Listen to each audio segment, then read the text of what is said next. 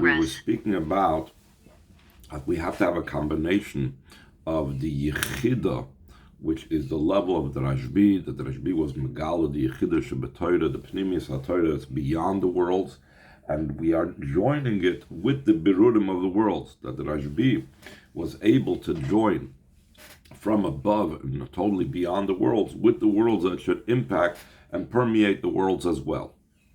And that was through Moiste Oretz, through the Esonim, which are the Tanoim, that the Tanoim, they dealt with the Berurim and the Dvarim Gashmim. So he joined the Gashmistic Berurim of this world with the highest levels of the Yechida.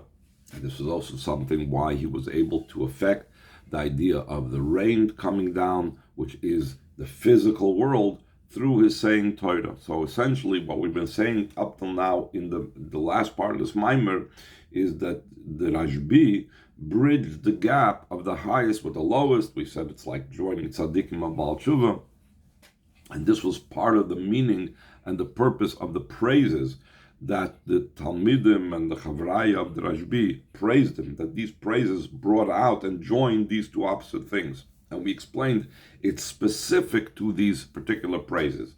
One thing we said was the praise that they called him Shabbos, because Shabbos on the one hand is beyond a person and beyond the world, and it's not dependent on people to make it into Shabbos like Yom Tov is dependent upon people. But on the other hand, we add to Shabbos, we cause Einig, and we add to the Einig of Shabbos. In a similar vein, he's going to bring another description that they were said about the Rashbi, which shows about the joining of these two opposite things, and that's what they called them, Mampnei Odin Havaya do Rashbi. So we're holding on the last paragraph on page 6, where he's going to explain this title that was given to Reb Shimon ben Yochai. So too, it's also concerning what the Rashbi was said about him. Who is the face of the master Avayim? So we have in this description two opposites. The Avayu, Shem HaEtzem, Shem HaFurish, Shem HaMiyuchet. The name Yud Kei Vav Kei is Hashem's essential name. His explicit name, the one that's pronounced in the Beis HaMikdash, his unique name that's different than all other names, that it's not shared with anything else. For example, Elokim could be used, Malachim could be called Elokim, Dayanim could be called Elokim, and so on. But Havai is only unique to the Eibishter. On the other hand, the fact that Hashem is called Master, who can Maimer as the Chazal say, that Adam Arishan was asked by Hashem after he named all the animals. So he was asked by Hashem, what should my name be? So he said to Hashem, to you it's appropriate to be called by the name Adonai. Why? Because you are a master to all your creatures. So we're soon going to explain how the word Adon is the total other extreme from Shem Yud Kei Vav Kei. In addition to the fact that in the spheres, Shem Adonai has to do with the last of the 10 spheres, with spheres HaMalchus. And in spheres HaMalchus itself, when Malchus Gufik Meshiredes Bebriya, it's talking in Malchus itself, the way it descends into Biyah. We know there's the level of Malchus, the way it's still united with the 9 spheres above it. And then there's a level of spheres of Malchus, the way it descends into Briya Tzirasiyah. To bring into being the worlds and to be a master over the worlds. So that's already Adon is an Adonai shows already the way Hashem is connected and interacting with the worlds. And even further, in Meloshin Razal Shata Adon L'chol Briya Secha, from the expression of Chazal that you are a master to all your creatures, Briya Secha Davkim. Specifically, it uses the word creations, creatures. Mashma, it indicates Shem Adnai wal Nivroim Elu Shem Brias Ba'alma. It's talking about such creatures that they are only their entire quality is that they are creatures of Hashem, like the Alter Rebbe explains in Tanya concerning the statement that says Oyeves HaBrias, that you should be from the students of Aaron, you should love Brias. It doesn't say you should love people and so on, because there are some that their entire quality and advantage is that they were created by Hashem. They have no other quality, no other redeeming value. So Adin al Kol B'ri Yisecha means the level of godliness that interacts with those that are the lowest of the low, those that have no other value except for being briyos, only being creatures.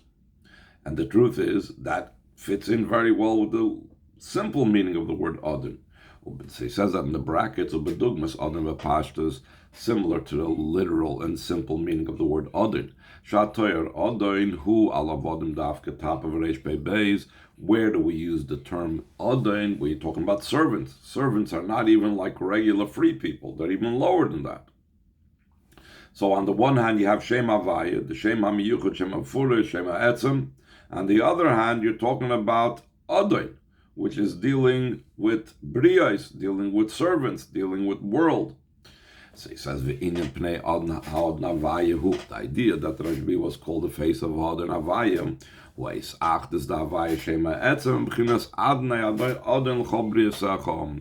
the joining and the uniting of Havaya, which is Hashem's essential name, which means the name and the description of Hashem, the way He's completely transcends everything, and with the level of Adonai, the way He's a master to all your creations. This is also concerning the mitzvah of Oila Regel, where it's called the mitzvah of Re'iyah, mitzvah of seeing or appearing, both ways we'll soon say, before Hashem. It uses the term Adon Havaya, these two extremes, Adon and Havaya, which is really where Rabbi Yehuda borrowed this term from, Pnei Adon Havaya, is used by the mitzvah of Re'iyah, that all your males shall appear before Hashem. The Chazal said about this,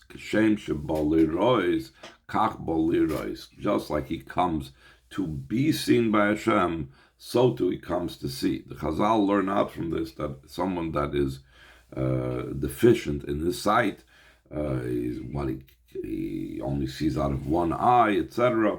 He does not have the mitzvah of Re'iyah, because just like when he appears before Hashem, Hashem Kaviyachol sees him fully, like he would be seeing with two eyes. So the same thing, he has to be able to see fully. But what do we see from this? That the purpose is sight and vision of Elokus, and also a joining of two opposites, as we'll see in a moment. The noise of Los Eshabes Aliyah Regel, in addition to the fact that when we were Oil Regel, we actually saw godliness with our senses. We know that sight is beyond comprehension. What we could see and what we can be shown is often things that we cannot comprehend. And what did we see? We saw even the innermost levels of godliness, not the external levels, the levels that are enclosed in the world and limited. How do we know this? That we will see the face. And the Chazal darshan that even though we read Yerah, it could be read Yira, so it's both. From the fact that Yerah can be read Yira, so from that we know Kishem Shebal Leirah is Kach Bal Lirois. So we see that the vision that the Yidden experienced by Aliyah L'Regel was they saw godliness and they saw the pnimius of godliness. In Yiseidim is even more so. It's compared, like we said. We're comparing the person's vision and Hashem's vision. Sharia saw the Melikus Malmatal Maila, the vision of a person in godliness from below to above. Hoisa Boisa and Kamaria Dolamaila was in the same manner like the vision of above. In other words, the way Hashem sees us. Kishem Shebalirois, Kach Balirois, that it's that the Chazal compared, just like he appears before Hashem in the full vision, like we said, that Hashem sees the person with the full vision, the same thing, the way he looks and he sees Hashem has to be in the full vision, which means Yashar Yechzefanemoi. We will see his face straight, directly, in other words, without concealments, without covering, just like Hashem sees us directly and completely without any types of limitations. Meaning, the vision from below that we see Hashem, and the vision from above that Hashem sees us are direct and straight and equal in the same manner, because that's the Chazal saying that they're comparing both types of vision. That's why it uses not just the Shem Yud Kei Vav Kei, but it says also Adon, because since both visions are the same, our vision and Hashem, it's equal. Since it should be a complete unity of our vision down here below that we are seeing Hashem, with Hashem's vision of how Hashem sees us. It's when you have the Adon and Avaya come down. The Adon Avaya, when you have the name Adon, which has to do with Hashem's interaction with the world, is completely joined within the level of Yud Kei Vav Kei. So that enables us of this world to experience the vision of Hashem in the same way that Hashem's vision is to us. And the Rebbe is further going to go on to the mitzvah of Re'iyah, when we're Oila Regel, that is, again, where the Pasuk says, Pnei Adon Avaya, that it's describing the Rashbi. V'yesh says in the second paragraph, we can add the mitzvah Re'iyah Nichol Gam Havos Korban. In the mitzvah of seeing Hashem, of being Oila Regel, is included also the bringing of a korban. It's called Oilas Re'iyah. We bring a korban oila, which is completely offered on the Mizbeach. There's also something else called Shalmi Chagiga, a korban shlom for the celebration of Yom Tov, which that you could eat from, but there was a korban oila that everyone had to bring called an Oilas Re'iyah, an oila that was brought just for seeing. Like it says, they should not appear by my face empty-handed. In other words, they should bring the gift of the korban oil. So again, we see from this we see the great advantage of the avoid of the refining of the sparks. That we said that this was the difference between the Rashbi and the Tanoim. That the Tanoim, they dealt primarily with the nigla of Torah, that dealt with refining and dealing with nizikin and damages and lies in complaints, or just in general they dealt with halachas having to do with the physical world, whereas the Rashbi dealt with the things in the Pnimius HaTorah above, but he joined it. He was the one that enabled the Tanoim to do the Berurim. So you need to have the highest, again, joining with the lowest. Why? Because the great quality and advantage that Hashem has in the Avodas Berurim. So we see this Pnei Adon Avaya, the joining of Adon and Avaya together, has to do with Avodah Berurim. We brought down the korban from the animals, from a physical item. Through bringing a physical korban, until to such a degree that we have to deal with Avodas Berurim. By the time of the mitzvah Re'iyah, you have to bring the korban only from animals. You cannot bring it, according to one opinion, from fowl, even though many other korbanos, if a person can't afford it or whatever, he can bring from fowl, which that is indicative. An animal is much more coarse than the birds. Birds are considered Chassidus and Kabbalah of a much higher level, and that's symbolized by the fact that they are not linked to the physicality of the ground to the degree like the animal is. It's also that it says that the birds were created both from the earth and the water together, whereas the animal was only created from the earth. That shows again its more refined nature. So where are there more berurim accomplished? Where do we elevate more of the lower sparks? That's the ones that we bring the korban from the animal, because that's the Adon Havaya. The Adon Havaya is the Adon, the lowest level. Over there reveals a Havaya having to do with the Panim, the Pnimis. only specifically through the avodah birurim will they see my face. Gilui aprimius dalakus, away from the revelation of the inner level of godliness, and in a way of vision, in a way of seeing.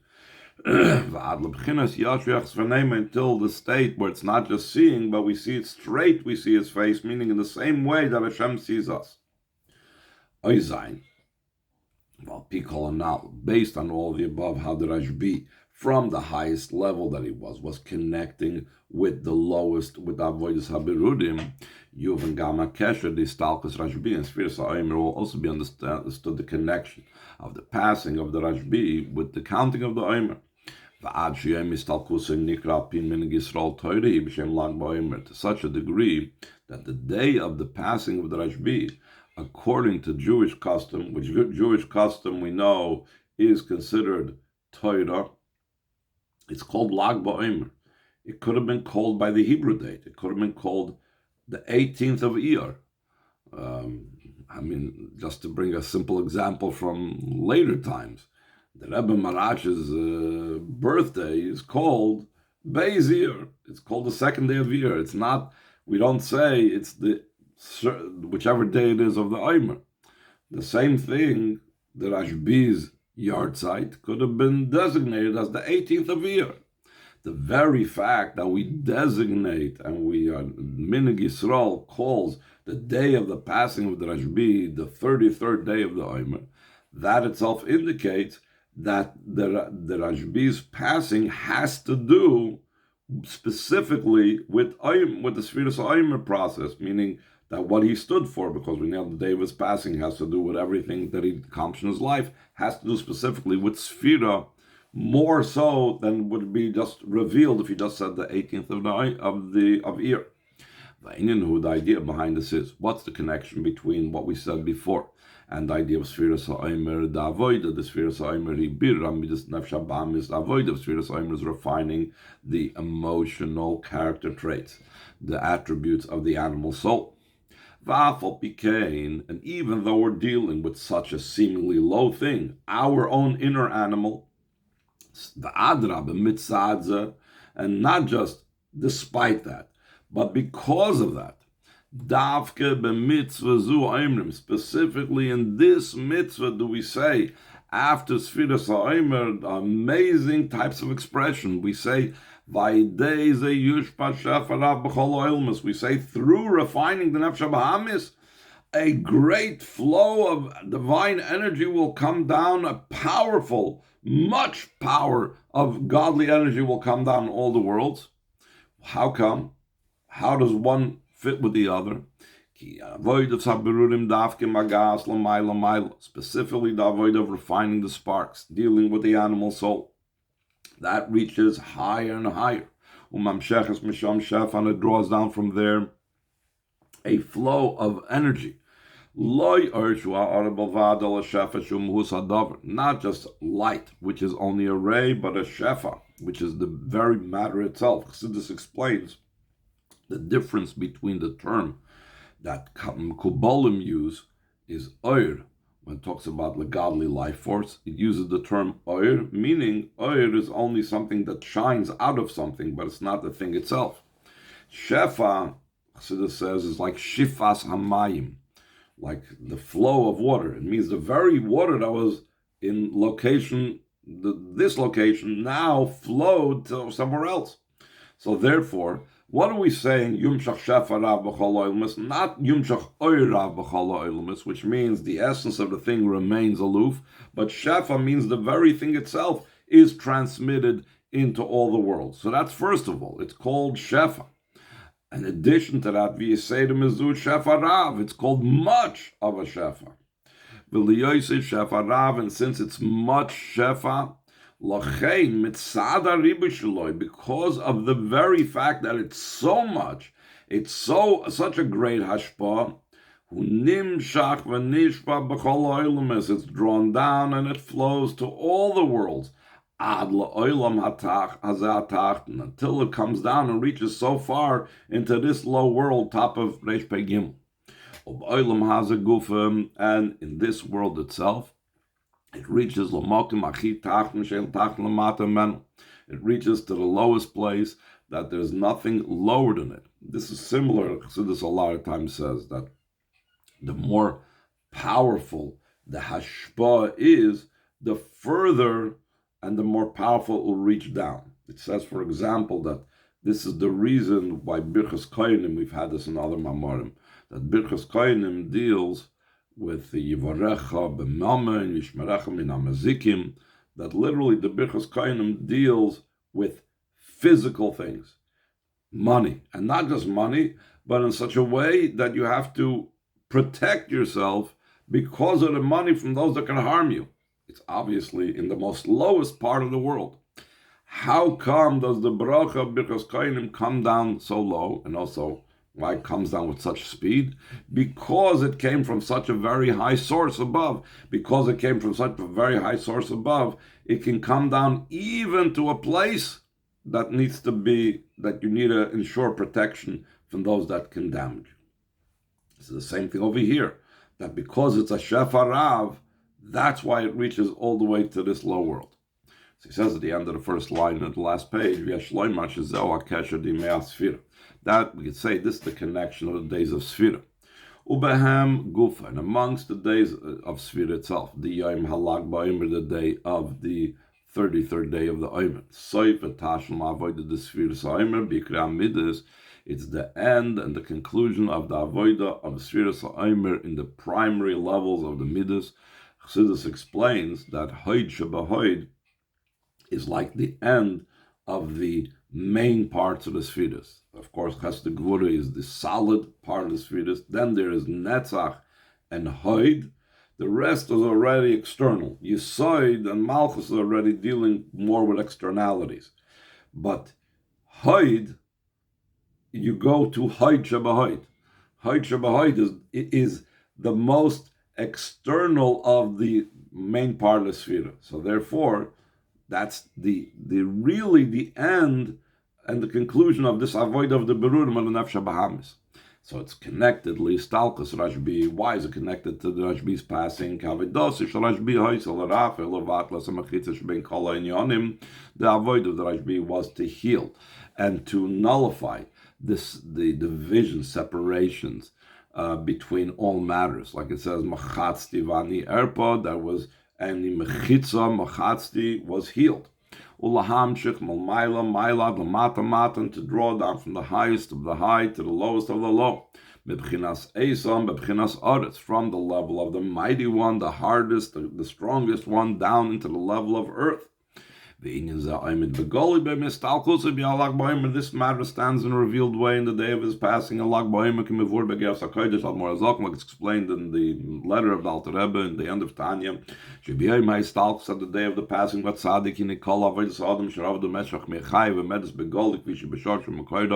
that the entire service of a person that he served throughout the days of his life is standing in a revealed way, the way it's in its root and its source.